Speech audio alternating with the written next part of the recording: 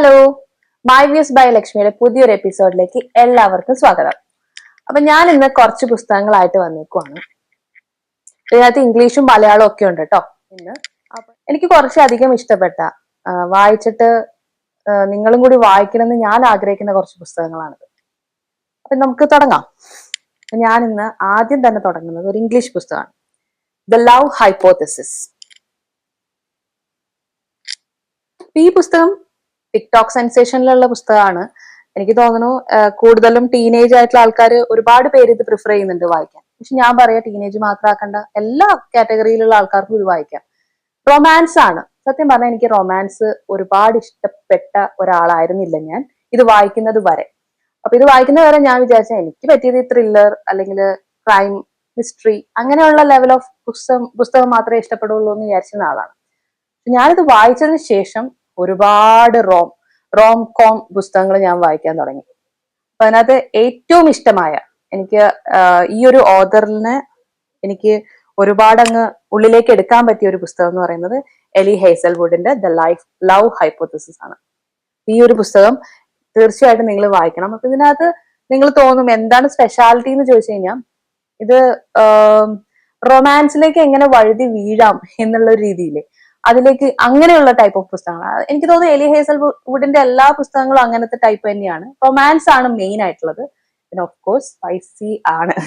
അത് ഈ പറയുന്ന റൈറ്ററിന്റെ ഒരു സ്പെഷ്യാലിറ്റി ആണ്. എല്ലാ പുസ്തകത്തിലും അങ്ങനെ കാണുന്നുണ്ട് ഞാൻ. ഇല്ലാത്ത പുസ്തകം ഞാൻ ഇതുവരെ വായിച്ചിട്ടില്ല, അതുകൊണ്ട് എനിക്കറിയില്ല. അപ്പോ ഇതിലെങ്ങനെയാന്ന് വെച്ച് കഴിഞ്ഞാൽ, ഇത് പറയുന്നത് ഒലീവ് സ്മിത്ത് എന്ന് പറയുന്ന ഒരു PhD കാൻഡിഡേറ്റിന്റെ കഥയാണ്. ആളാണ് ഇവിടുത്തെ പ്രൊട്ടാഗണിസ്റ്റ് എന്ന് പറയുന്നത്.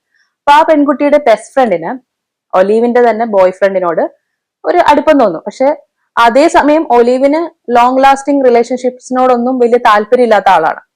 അപ്പൊ അവൾക്ക് ബെസ്റ്റ് ഫ്രണ്ടിന്റെ ആ ഒരു അപ്രോച്ചിനോട് ഒരു കുഴപ്പമില്ല. പക്ഷെ ബെസ്റ്റ് ഫ്രണ്ടിന് എന്തുകൊണ്ടോ, എന്റെ ബെസ്റ്റ് ഫ്രണ്ടിന്റെ ബോയ് ഫ്രണ്ട് ആയിരുന്നല്ലോ, അതായത് ഒലീവിന്റെ ബോയ് ഫ്രണ്ട് ആയിരുന്നല്ലോ, അതുകൊണ്ട് ഞാൻ എടുക്കുന്നില്ല, ഇനി അയാളിലേക്ക് പോകുന്നില്ല എന്ന് വിചാരിച്ചിരിക്കുകയായിരുന്നു.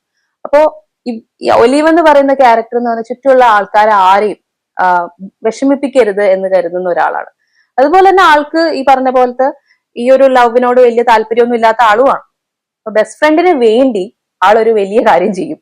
അതായത് ബെസ്റ്റ് ഫ്രണ്ട് ഇരിക്കുമ്പോ തന്നെ റാൻഡം ആയിട്ടൊരു പേഴ്സണെ കാണും. പേഴ്സണെ കണ്ടിട്ട് അവൾ പോയി കിസ് ചെയ്യും. എന്നിട്ട് പറയും, ഇതെന്റെ ആളാണ്, ഞങ്ങൾ തമ്മിൽ റിലേഷൻഷിപ്പിലാണ്, അങ്ങനെയൊക്കെ പറഞ്ഞു തുടങ്ങും. നമുക്ക് വായിച്ചു തുടങ്ങുമ്പോൾ നമുക്ക് തോന്നും ക്ലീഷേ, എന്തൊക്കെയോ എവിടേക്കോ സ്പെല്ലിംഗ് മിസ്റ്റേക്ക് എന്ന് നമുക്ക് തോന്നും. പക്ഷെ ഒലീവിന്റെ ഒരു ക്യാരക്ടർ പിന്നീട് മനസ്സിലാവുമ്പോൾ നമുക്ക് മനസ്സിലാവും അവളത് കുറച്ചും കൂടി പ്ലാൻ ചെയ്തതായിരുന്നു. അതായത് ഇവര് ഈ പറഞ്ഞ സയന്റിസ്റ്റും അങ്ങനെയുള്ള ആൾക്കാരൊക്കെ ആവുമ്പോൾ കൂടുതലും പ്രൂഫ് വെച്ചൊക്കെയല്ലേ കാര്യങ്ങൾ മറ്റുള്ളവർക്ക് മനസ്സിലാക്കി കൊടുക്കുക. അപ്പോ അവള് കണ്ടെത്തിയ ഒരു പ്രൂഫാണിത്.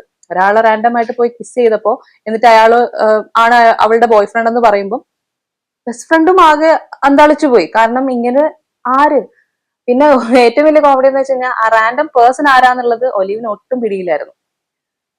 അദ്ദേഹം ആണെങ്കിൽ ആ ഒരു കോളേജിലെ തന്നെ ആ യൂണിവേഴ്സിറ്റിയിലെ തന്നെ ഹോട്ടസ്റ്റ് ആയിട്ടുള്ള ഒരു പ്രൊഫസർ ആയിരുന്നു. ആദം എന്ന് പറയും, ആദം കാൾസൺ.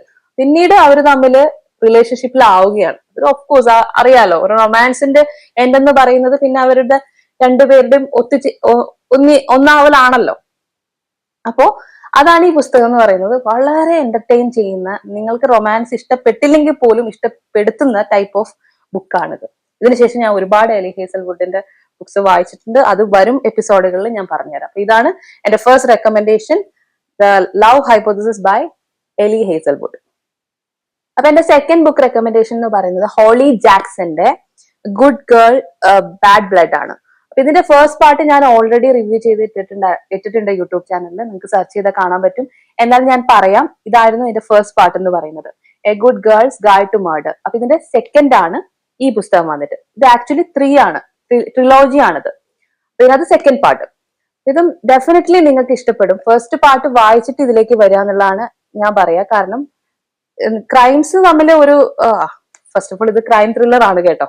ക്രൈം ത്രില്ലർ ആണ്. പിപ്പ് എന്ന് പറയുന്ന ആളാണ് പ്രൊട്ടാഗണിസ്റ്റ് ആയിട്ട് വരുന്നത്.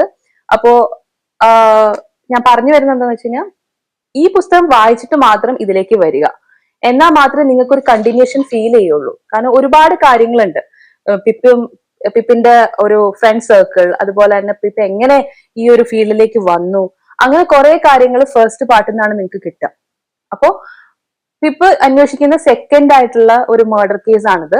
ഒരു പോഡ്കാസ്റ്റ് വഴിയും പിന്നെ ഡയറക്റ്റ് പോയി ഇന്റർവ്യൂ ചെയ്തും ഡയറക്റ്റ് പോയി കേസ് വിക്ടിംസ് ആയിട്ടുള്ള ആൾക്കാരെയും അതുപോലെ തന്നെ പല വ്യക്തികളെയൊക്കെ നേരിട്ട് പോയി സംസാരിച്ച് ആള് അവസാനം പോലീസിനേക്കാൾ വേഗത്തിൽ, പോലീസ് കണ്ടുപിടിച്ചത് വേറൊരു വ്യക്തിയായിരുന്നു തെറ്റുകാരനായിട്ട്, പക്ഷെ വേഗത്തിൽ പോയിട്ട് ആള് തന്നെ ക്രൈം നടത്തിയ ആളെ കണ്ടുപിടിക്കുകയാണ്. അപ്പൊ സെക്കൻഡിലും നല്ല ഇൻട്രസ്റ്റിംഗ് ആയിട്ടുള്ള ഒരു സ്റ്റോറി തന്നെയാണ്. ഫസ്റ്റുമായിട്ട് ചെറിയ ബന്ധം ഉണ്ടെന്നും പറയാം. അപ്പോ അങ്ങനെ ഉള്ളതാണ് എന്റെ ഈ സെക്കൻഡ് ബുക്ക്, ഹോളി ജാക്സന്റെ. ഇത് നല്ല പുസ്തകം കേട്ടോ, നിങ്ങൾ എന്തായാലും വായിക്കണം. ക്രൈം ത്രില്ലേഴ്സ് ഇഷ്ടപ്പെടുന്ന ആളാണെങ്കിൽ ഡെഫിനറ്റ്ലി വായിക്കുക. അപ്പൊ ഇത് ബിഗിനർ ഫ്രണ്ട്ലി ആണെന്ന് വെച്ചാൽ ഡെഫിനറ്റ്ലി യെസ്, ബിഗിനേഴ്സിന് വായിച്ച് തുടങ്ങാം. പക്ഷെ ഫസ്റ്റ് വായിച്ചിട്ട് മാത്രം സെക്കൻഡിലേക്ക് വരിക. അത്രേ ഉള്ളൂ എന്റെ ഒരു എനിക്ക് പറയാനുള്ളത്. പിന്നെ നേരത്തെ പറഞ്ഞ ലവ് ഹൈപ്പോത്തസിസ് എന്ന് പറയുന്ന പുസ്തകം ബിഗിനർ ഫ്രണ്ട്ലി ആണോ ഇല്ലോ എന്ന് ഞാൻ പറഞ്ഞില്ലായിരുന്നു. ഡെഫിനറ്റ്ലി ബിഗിനർ ഫ്രണ്ട്ലി ആണ് കേട്ടോ. നിങ്ങൾക്ക് വായിച്ചു തുടങ്ങാവുന്ന പുസ്തകമാണ്. ഇതുവരെ വായിക്കാത്ത ഒരാൾക്ക് പുസ്തകം വായിക്കണമെന്ന് താല്പര്യം ഉണ്ടെങ്കിൽ നിങ്ങൾക്ക് ഈ പുസ്തകത്തിലോട്ടും പോകാം. അപ്പൊ ഇതായിരുന്നു എന്റെ second recommendation, good girl bad blood. ഇനി എന്റെ തേർഡ് റെക്കമെൻഡേഷൻ വന്നിട്ട് ഒരു മലയാളം പുസ്തകമാണ്, വെരി ഫേമസ് ആയിട്ടുള്ള ഏറ്റവും പ്രിയപ്പെട്ട എന്നോട് ബൈ നിംന വിജയ്. ഈ പുസ്തകം വായിക്കാൻ ഞാൻ കുറച്ച് ലേറ്റ് ആയിപ്പോയി. ഇത് ഓൾറെഡി ഒരുപാട് ഇൻസ്റ്റാഗ്രാമിലും മറ്റും ഫേമസ് ആയിട്ട് ഒരുപാട് പേരിട്ട് റിവ്യൂ ചെയ്ത പുസ്തകമാണ്. ഞാൻ കുറച്ച് ലേറ്റ് ആയപ്പോൾ ഞാൻ ഈ മന്താണ് വായിച്ചത്. വായിച്ചു കഴിഞ്ഞപ്പോൾ അപ്പൊ തന്നെ ഇതിനെപ്പറ്റി ഒരു റിവ്യൂ ഇടണം എന്ന് എനിക്ക് തോന്നി. വളരെ എളുപ്പത്തിൽ വായിച്ചെടുക്കാൻ പറ്റും. കാരണം ഒന്നാമത്തെ കാര്യം, വായനക്കാരനാവാൻ ആഗ്രഹമുള്ള ആൾക്കാർക്ക് വായിക്കുമ്പം എളുപ്പത്തിൽ വായിച്ച് തീർക്കണം എന്ന് ആഗ്രഹം ഉണ്ടാവും. വലിയ കോംപ്ലിക്കേഷൻസ് ഒന്നും താല്പര്യമില്ല. അങ്ങനെയുള്ളവർക്ക് ഡെഫിനറ്റ്ലി ഇതെടുക്കാം. കാരണം വളരെ ഈസി ആയിട്ടുള്ള എഴുത്താണ്. ഈസി ആയിട്ട് ഒരുപാട് വളവും തിരിവും ഒന്നുമില്ല, സ്ട്രെയിറ്റ് ആയിട്ട് കാര്യങ്ങൾ പോവാണ്. ഒരുപാട് വലിപ്പിച്ചിട്ടില്ല, കാര്യത്തിലേക്ക് തന്നെ പോവാണ്. പിന്നെ നമുക്ക് അറിയാൻ പറ്റും, ചില ഹിൻസ് ഒക്കെ തോന്നും നമുക്ക് ഇങ്ങനെ ആയിരിക്കാമെന്നുള്ളത്. എന്തുകൊണ്ടും നല്ല പുസ്തകമാണ്. അതായത് ഒരു 20-21 വയസ്സ് പ്രായമുള്ള ആളുകൾ ഇപ്പൊ ബാംഗ്ലൂർ പോലത്തെ നഗരത്തിലൊക്കെ ജോലിക്കായിട്ടൊക്കെ പോകുമ്പോൾ അവർക്ക് അനുഭവപ്പെടുന്ന കുറച്ച് കാര്യങ്ങൾ ഉണ്ടാവുമല്ലോ. ആദ്യമായിട്ടൊരു സിറ്റിയിൽ വരുന്നു, കുടുംബം ഇല്ല, കൂട്ടുകാരൊക്കെ ആവണം, അങ്ങനെയുള്ള സമയത്ത് ഉണ്ടാകുന്ന കുറെ കാര്യങ്ങൾ, അതുപോലെ തന്നെ കുടുംബ പശ്ചാത്തലം, ഇതെല്ലാം ഉൾക്കൊണ്ടിട്ടുള്ള ഒരു പുസ്തകമാണിത്. ഇതിനകത്ത് പ്രൊട്ടാഗണിസ്റ്റ് ആയിട്ട് വന്നിരിക്കുന്ന അതിഥി എന്ന് പറയുന്ന ഒരു പെൺകുട്ടിയാണ്. അപ്പോ നല്ല രസമുണ്ട്. വളരെ നമുക്ക് തോന്നൂലേ ചില സമയത്ത് നമുക്ക് വേണ്ടി ജീവിക്കണം എന്ന്. അപ്പൊ അത് നമ്മൾ ഓർമ്മപ്പെടുത്തുന്ന രീതിക്കുള്ള ഒരു പുസ്തകമാണ്. തീർച്ചയായിട്ടും പെൺകുട്ടികൾ വായിച്ചിരിക്കണം. നല്ലൊരു പുസ്തകമാണ്. അപ്പൊ ഇതായിരുന്നു എന്റെ തേർഡ് റെക്കമെൻഡേഷൻ, ഏറ്റവും പ്രിയപ്പെട്ട എന്നോട് ബൈ നിംന വിജയ്. ഇനി എന്റെ അടുത്ത പുസ്തകവും ഒരു മലയാളം പുസ്തകം തന്നെയാണ്, റൂത്തിന്റെ ലോകം, ലാജോ ജോസിന്റെ. ഒരുപാട് ത്രില്ലേഴ്സ് വായിക്കാൻ താല്പര്യമുള്ള ആൾക്കാർ എടുത്ത് വായിച്ച പുസ്തകമാണ്. അത് പോരാഞ്ഞിട്ട് ഇതിന്റെ ഒരു മൂവി വന്നല്ലോ, ബോഗൻവില്ല എന്ന് പറയുന്ന കുഞ്ചാക്കോ ബോബൻ ആക്ട് ചെയ്ത മൂവി. ജ്യോതിർമായി ആയിരുന്നു അതിനകത്ത് മെയിൻ പ്രൊട്ടാഗണിസ്റ്റ് ആയിട്ട് വന്നത്.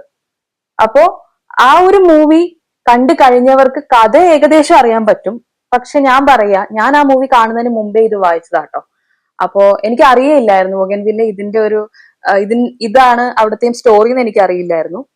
പക്ഷെ എനിക്ക് കണ്ടു കഴിഞ്ഞപ്പോൾ എനിക്ക് സാറ്റിസ്ഫാക്ഷൻ ഫീൽ ചെയ്തില്ല. കാരണം ഈ ബുക്ക് വായിച്ചുകൊണ്ടാണത്.